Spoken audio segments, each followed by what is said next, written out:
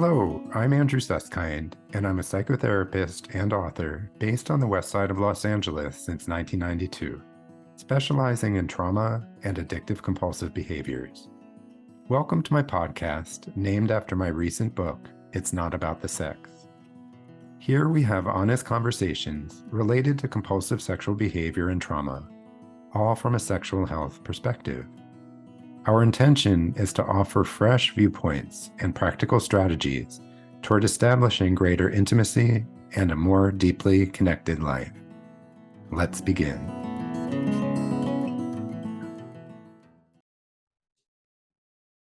Hey, Sue. Hey, Andrew. Hello. I'm good. How are you today? I'm doing pretty good. I'm like, Yeah. yeah, it's, a little kind of gray. Do you think like May gray snuck in a little early? Or is this just weird?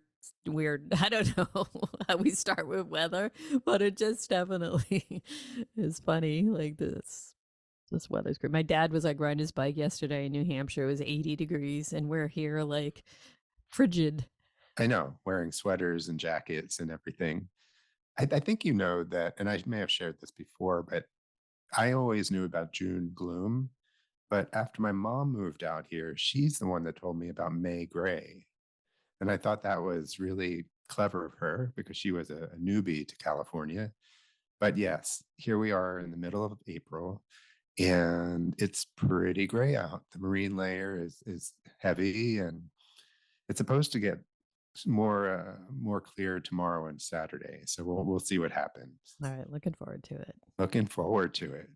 And I'm looking forward to discussing this topic with you today. Oh, me too. Me too. I know a little bit about it, but I'm gonna definitely be asking you a lot of questions. Well, it's something that I learned about, must be more than 15 years ago at this point. I was taking the somatic experiencing training, and they were telling us about this thing called the window of tolerance. And honestly, I didn't quite get why they called it the window of tolerance, although I know there's some explanations for that. So I just changed the name for me and I call it the window of resilience. So Mm, that's what we're going to be talking about today, the window of resilience. cool. I like that term resilience. Me too. Yeah. Me too. Where's this idea come from? Well, I'm glad you asked. The term window of tolerance was coined by Dan Siegel, Dr. Dan Siegel, in his book, The Developing Mind, back in 1999, which, by the way, was really a breakthrough book at the time.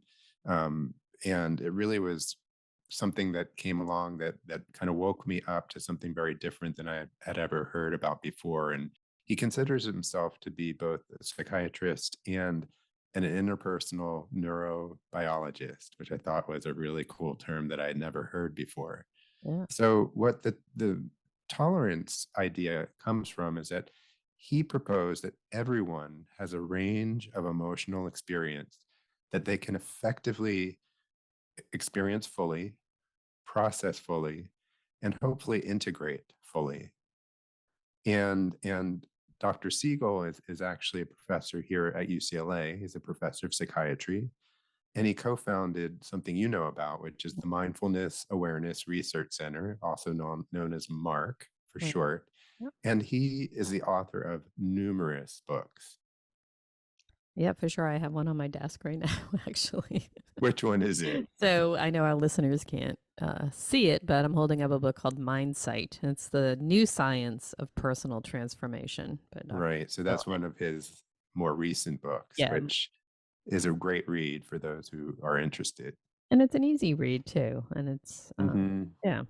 I'm Yeah, I'm he's a good writer. picking it back up. So at first you mentioned that it's called like many people refer to it as the window of tolerance. Is there another person who borrowed this idea, the window of tolerance? Well, there's actually been many people who have borrowed from it and revised it in different ways. And I took another training with a woman named Elaine Miller Karras. And Elaine started the Trauma Resource Institute here in Southern California. And she talks a lot about resourcing and about helping the nervous system be more so and resourceful. And so Actually, this idea of the window of tolerance that she brought to her trainings is something that I borrowed with her permission and used in my own book. So, in other words, Dan Siegel originated the concept, and it's been borrowed over and over and over by different folks, mostly folks who are studying neurobiology and somatic therapies of different kinds. Cool.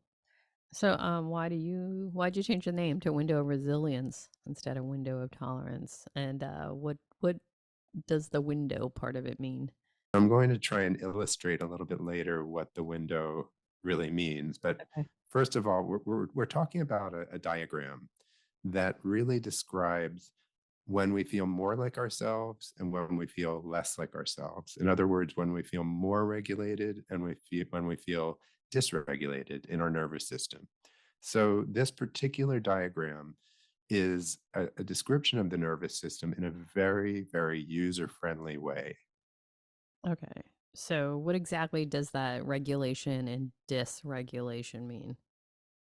It's a great question because I think those terms are being used more and more. And I actually looked it up to get a concise way of describing this. And what I came up with was that a regulated nervous system means that when there's a change in our environment, for instance, a stressful situation, we can adapt to it so that we're not overwhelmed or flooded in any way.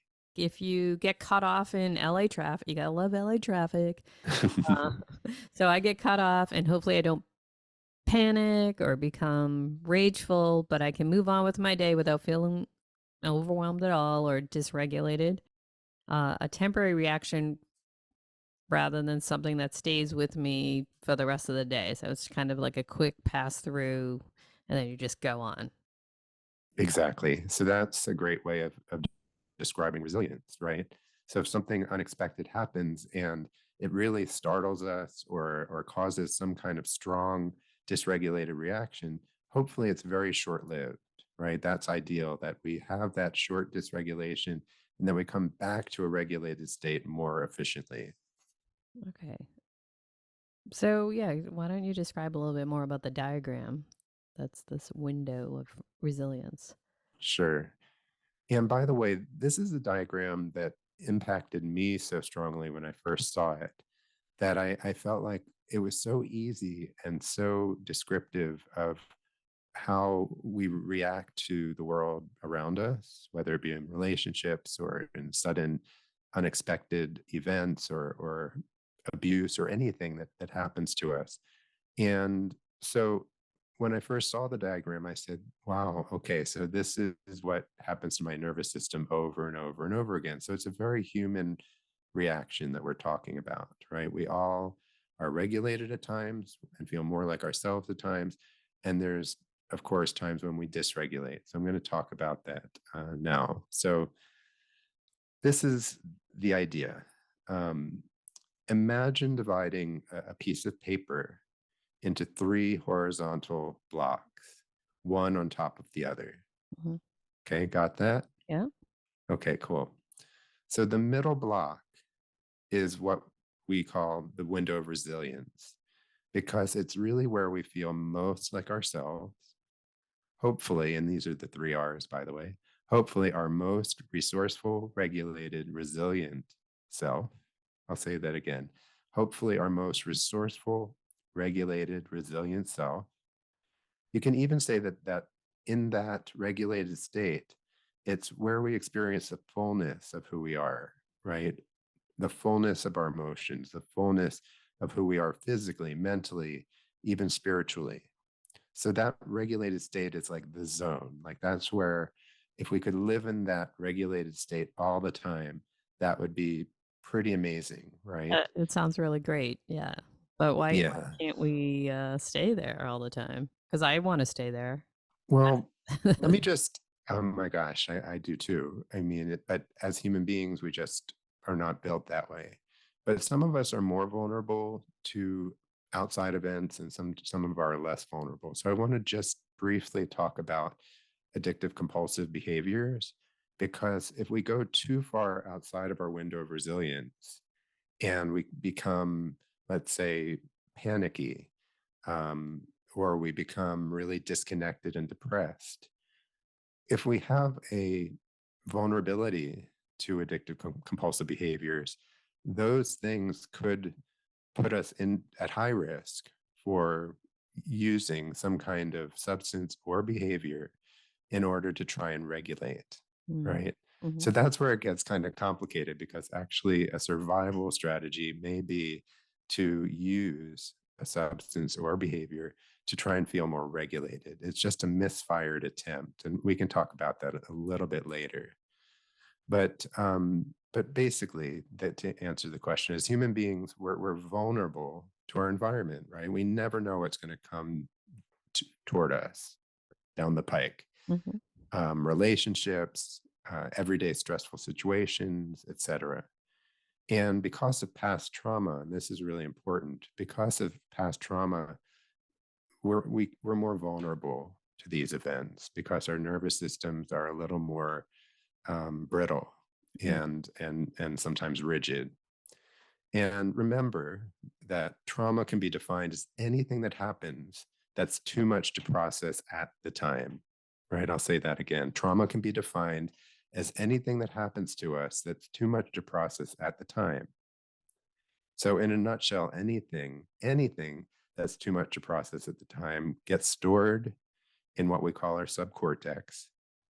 But one of our challenges in life is hopefully to release that stored energy that's in the subcortical part of our brain, because it actually creates more vulnerability to Mm. dysregulation. Are you Alright. with me so far? So, let me just if I'm hearing you correctly, the past trauma leaves us more likely to become more dysregulated if the trauma still lingers in our subcortex. Right. So, You as got it. down there, okay. I feel like Right. it's down in the middle of our brain, like subcortex. I'm not Hmm. sure where it's located, but that's where my picture is. Yeah. I mean, I'm not an expert on brain chemistry, but when we talk about the subcortex and the neocortex, it's very simple in a sense. Mm, The neocortex is where we live most of the time, most of our days. okay, It's our thinking brain, right. right? And it helps us survive and function. Our subcortex, you're right, is deeper in, and it's there as as a holding space. Okay. You know, I sometimes talk to people about like an Amazon warehouse, and we have so many memories that sometimes they're released really easily, and sometimes they're just too much at the time, and those are the ones that get stored, and they sometimes create that vulnerability or also create that sense of burden or heaviness or dysregulation. And these aren't things you're mindful of necessarily. It's kind of a subconscious type thing. The way your brain functions is just doing it without It's you just part of being not human, choice. and it's not conscious at all. Mhm. Exactly. Yeah. Now, this is why, I mean, this is really the commercial of our discussion today. That's why trauma healing is so essential. It actually makes us less likely to dysregulate as frequently and with such stubbornness, so to speak. And trauma healing helps us be more resilient, right? And we all want to spend more time in the resilient zone, the window of resilience. Mhm. So let me back up for a second and talk more about the diagram itself. So the upper block above the window of tolerance, or the window of resilience, can be thought of as what we call up regulation. And the lower block below the window of resilience can be thought of as the down regulation. Okay, that's the most simple way of thinking about it. So when we up regulate, it's almost like a car that's revving high, Mm. right? The accelerator in the car is stuck on high. And this is where we will sometimes feel rage, irritability, panic, hypervigilance, or restlessness, right? That's the upregulation. The car is revving too high inside of us, so to speak. Okay. So I have a question about that, but I'm gonna just reconfirm what I heard you say was that Sure. upregulation is when our nervous system is stuck on high and Correct. resulting in things like rage, which you see like road rage, panic, irritability. So those are kind of like action things, but how does that feel? Like, is it does it feel like for me? I'm thinking like adrenaline. Where like is that what's going on? And like, are you feeling like heart palpitations? Are you feeling like stomach issues? It's a great question. It shows up in different people in different ways. Okay. So some people may have a heightened heartbeat or blood pressure. Hmm. Some people may feel it in their belly. Some people may feel it behind their eyes. So it's not as if it's a one size fits all, but it's a great question because what we're asking our listeners to consider is somatic awareness. What's going on in your body at any given time? And the body is the indicator Hello. of Yeah. what the nervous system is trying to tell us. So Mm. it's really a fantastic barometer to let us know when we're not in the resilient zone.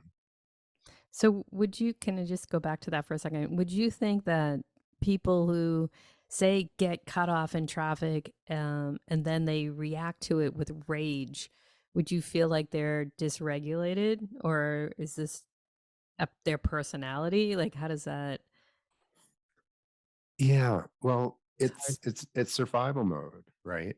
And I wouldn't judge right or wrong about how someone reacts. I would hope that they don't put themselves at risk or anybody else at risk.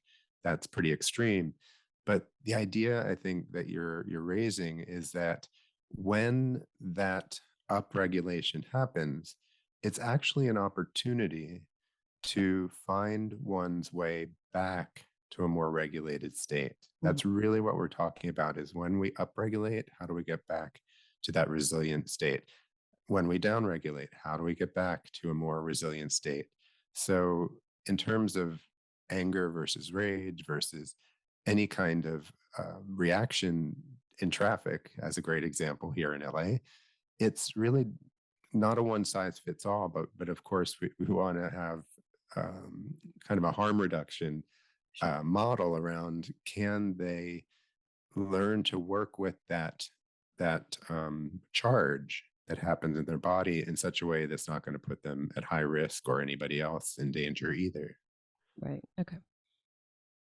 Got it. So when these things appear, panic, irritability, it's definitely an uptick. You're definitely going up out of that center window up to the Yes. tub and Yes. awareness like oh shoot what's going on right now I'm irritable I'm whatever and then bring yourself down and then we'll Right.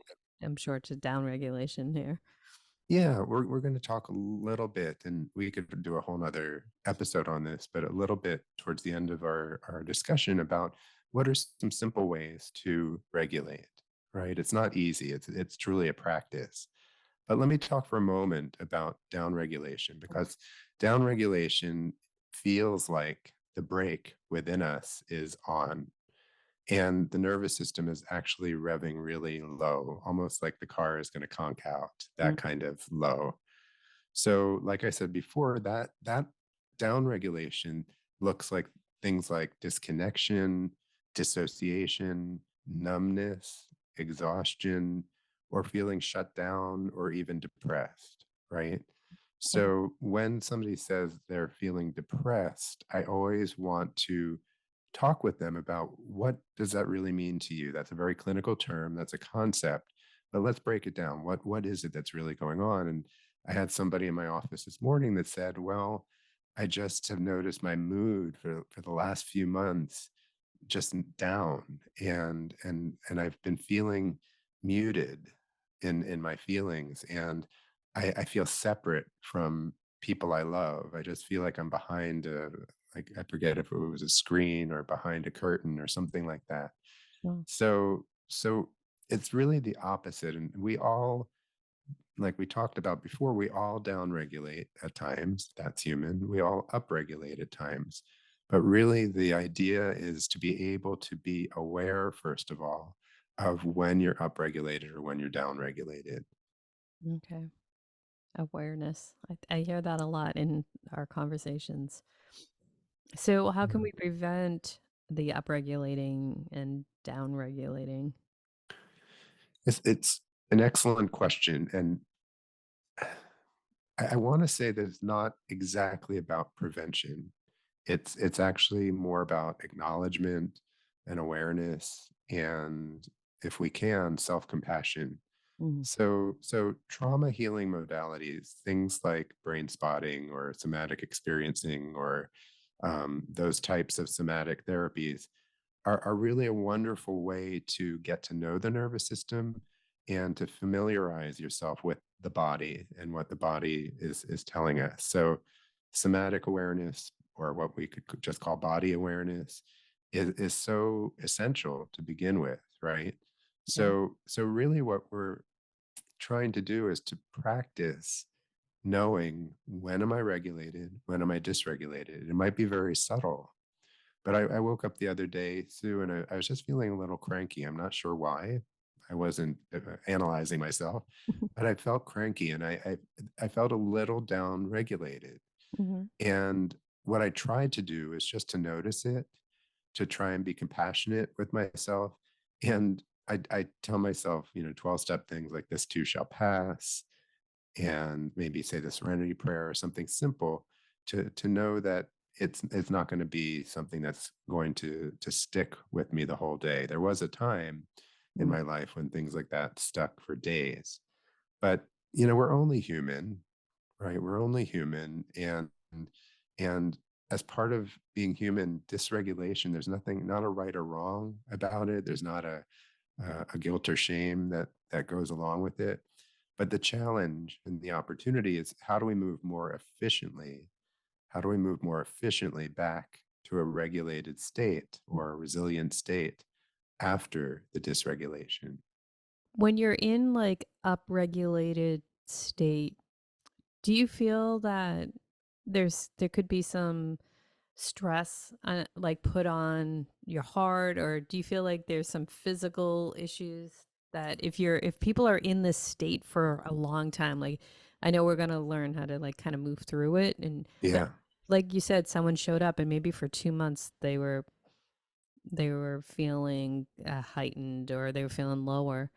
um I'm just curious, like, if there's some health issues that can kinda go along with this as well, that it's important to be aware yeah, and not just pass it off as like, "Oh, I'm just in this mood," but there could be some, things that you need to take care of from a health point of view. Just yeah. curious if that's, like, long term in this state. I know you're not a medical doctor, but, just feeling like that a lot of times people live with this for a long time without really acknowledging it, and then they feel even more run down, and it's just taken a toll on their body. So I don't know if you heard my heavy sigh, but it was partially because of my own experience with this. So a couple answers. If anybody is in a dysregulated state for too long, it is cumulative, and it does take its toll in many, many ways. It can um, put somebody into a relapse mode, Okay. or even relapse in whatever way that takes shape, in whatever addictive, compulsive type behaviors might go along with that. So, that in itself, especially for many of our listeners, is important to understand, is that we're really talking about long term sustainable recovery. And one way of doing that is by preventing and finding ways to get back your resilience, rather than sitting or white knuckling it for too long. Right, yeah. Okay, so that's probably the biggest thing I want to get across. And I'm so glad you asked this question. The other piece is that, yes, it does wear down the body. Mhm. And I carried a lot of stress and a lot of perfectionism and a lot of feeling of carrying the weight of the world on my shoulders for decades, which for me, I somehow had sort of a, I want to say a lightweight dysregulation, Mhm. but over many, many years, for me, it caused irritable bowel syndrome. I Mm. don't even think they call it that anymore. But at the time we called it IBS. Maybe Yes, some yeah. people still call it that. But my stomach gave out. Just couldn't do And it. Yeah. and I think that partially it was genetic because it seems like everybody in my family has stomach issues of one sort or another. But that was just an example of how I just didn't know my body well enough. It Right. went on for so long where I just thought that's what people had to deal with. Wow. And what I understood later on is that I had a lot of trauma in my background. I had a tremendous amount of stress in my background, and I tried to carry it all and soldier on and do the best I could. But that's an example of how sometimes various types of maladies and conditions, and it's not, I think it's still being proven in science, but I think IBS, migraines, Mm. chronic fatigue, fibromyalgia, any of these systemic issues, I think any Eastern or integrative clinician would say that it was partially around stress and trauma Well, and chronic dysregulation, thank you for like you said. sharing that. Yeah. Oh, sure. Well, we're at the point where let's hear about some ways where we can move back towards regulation. Sure. And these ideas are just very, very simple Mhm. and portable ways to consider what you can do almost in the moment of a stressful, dysregulated moment. Okay.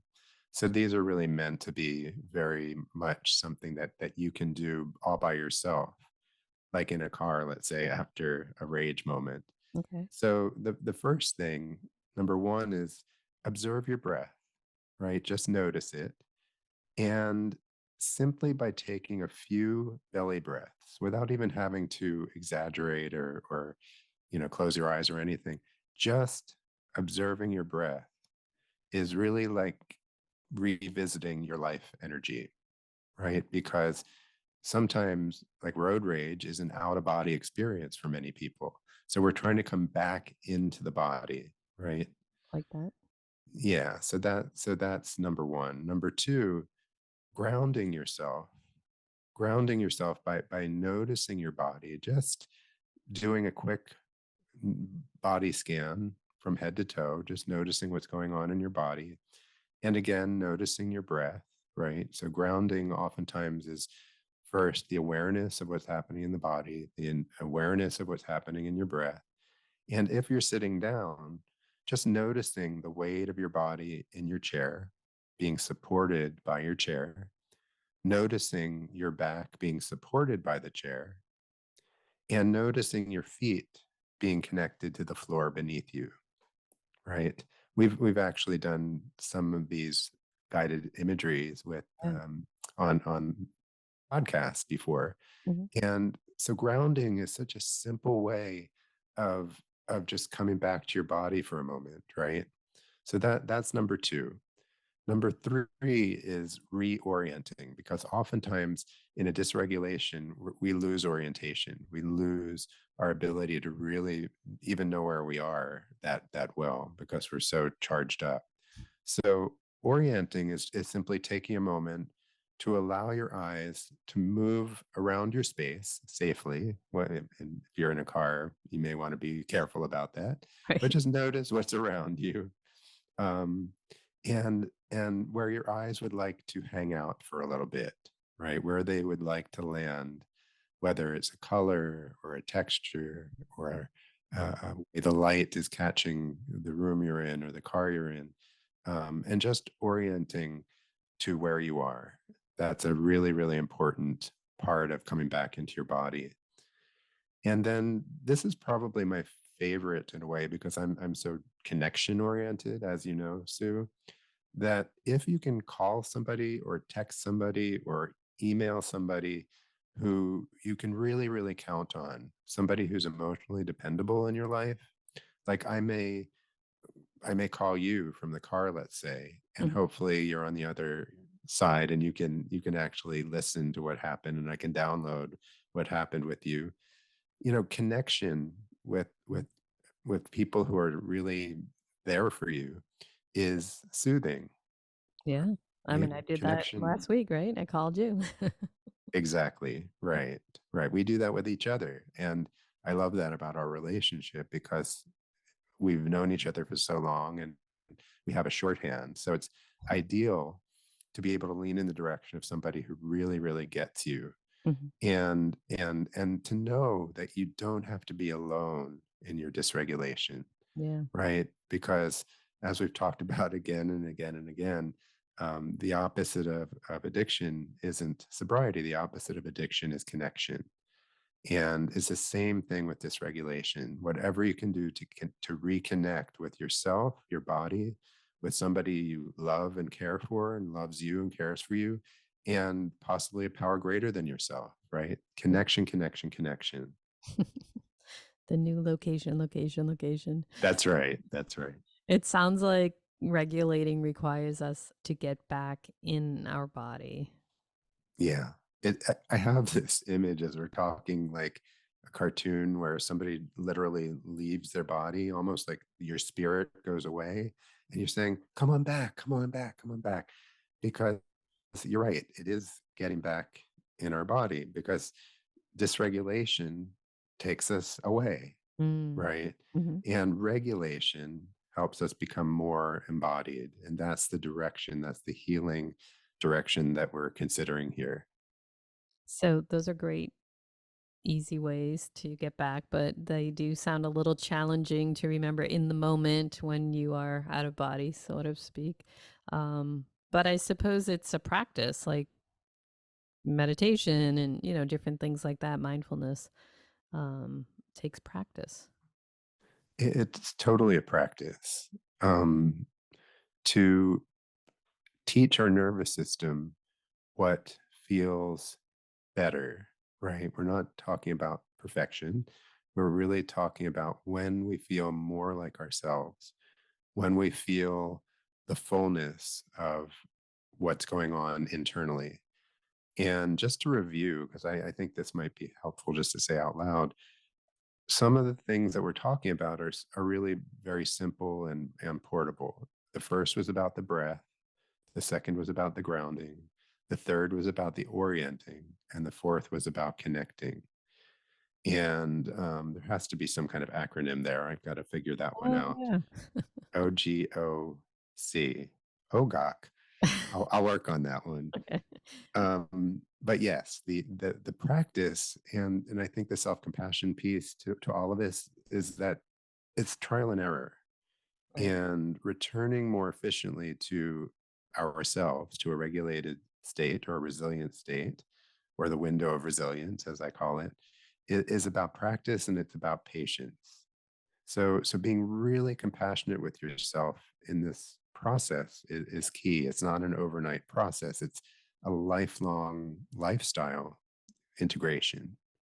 But so the window of resilience to me sounds really optimistic because we have all of this inside of us. Hmm. And it's Hmm. about taking the time to tap into it, become aware when we're regulated or not. Right. Yeah. And if we can kind of wind down today's episode by saying that if there's one takeaway from this discussion, it's that this is about knowing when you're feeling more regulated and when you're feeling less regulated. If you can do that, you're on your way to a larger awareness and I believe to a more sustainable recovery, right? So, I so appreciate you, Sue, discussing this particular topic with me because it's so valuable. And I hope everybody can get the visual of the upper block being the upregulation, the lower block being the downregulation, and the middle block window of resilience Mhm. because I show it to almost every client that I have. I just think it's so illuminating Yeah. for people to see. Yeah.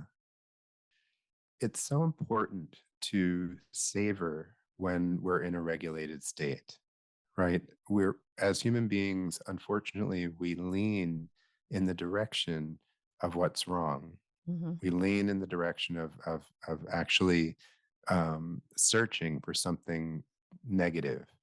And so when we're feeling a more positive charge, when we're feeling that regulated, resourceful, resilient state, if we can experience that and kind of grab that, I think of like a butterfly Hmm. and taking the net and saying, "Come over here, butterfly. Let's hang out a little while and Right. see what it's truly like to have that time together." It's kind of like when we went bowling not too long ago.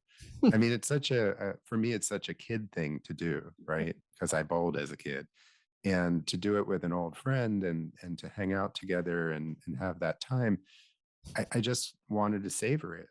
Yeah. And even as I talk about it, I feel a little more buoyant. And Right. I want to thank you for that. That was fun. I can't wait to go again. It was fun. We're going to do it soon Yeah. because we need to beat your son. So That's for that's sure. that's Yes. part of the deal. We'll take it. Sue, thank you so much for once again talking this through with me. And I will look forward to talking with you soon. Take care, Andrew. You too. Thanks for listening today. It was so great sharing the time with my colleague and friend, Sue Merlino, and discussing this really meaningful topic. If you're so inclined, please give us a 5-star rating and be sure to subscribe and share my podcast with those who may benefit. I look forward to you joining us the next time, and don't forget to stay connected.